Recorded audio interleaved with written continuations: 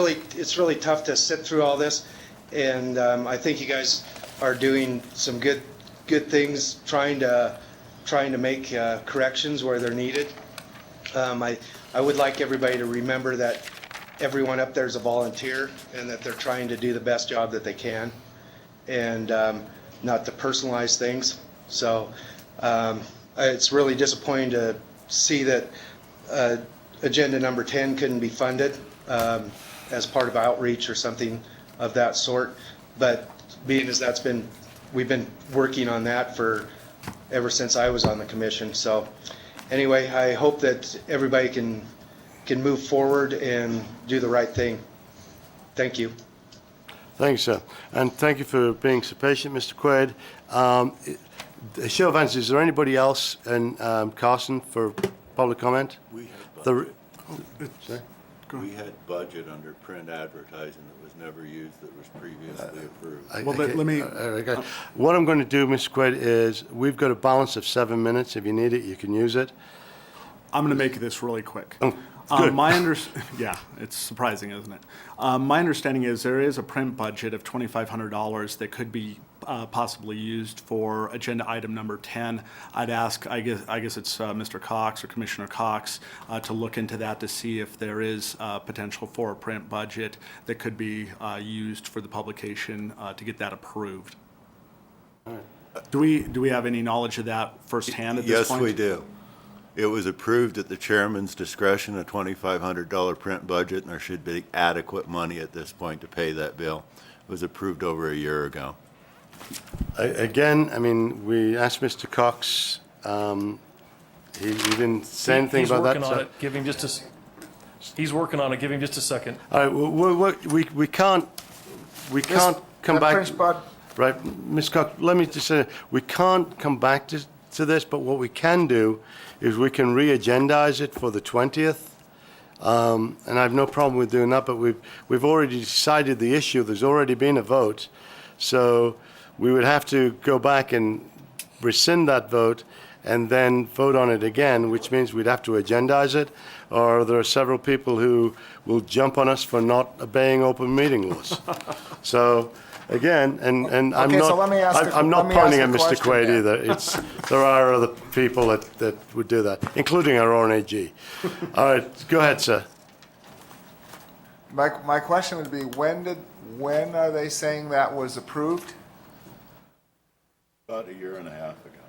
You know, we passed the budget at the first meeting of this year that was not in. So if it was approved before that, I don't understand where that money would come from in the budget we passed the first of the year.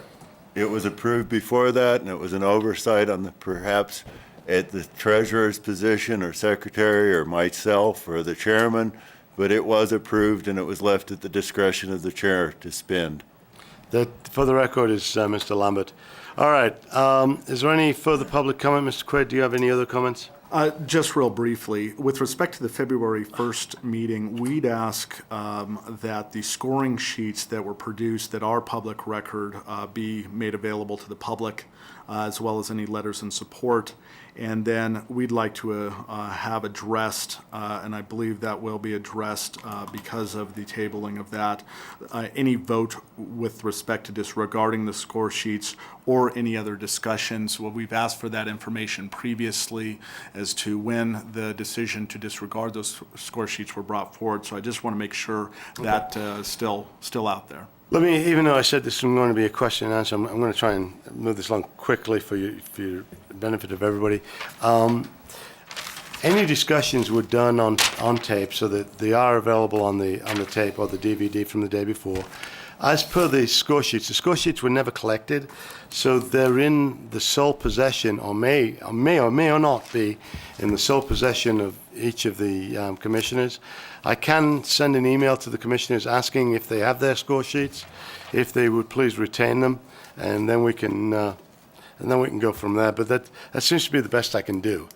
I appreciate that. And I just want to make a final comment that it's discouraging to me as an OHV owner active person in the backcountry of Nevada that this commission has not been able to move forward in more constructive fashion. I am not here to be an obstructionist, nor is the Nevada Trail Stewards.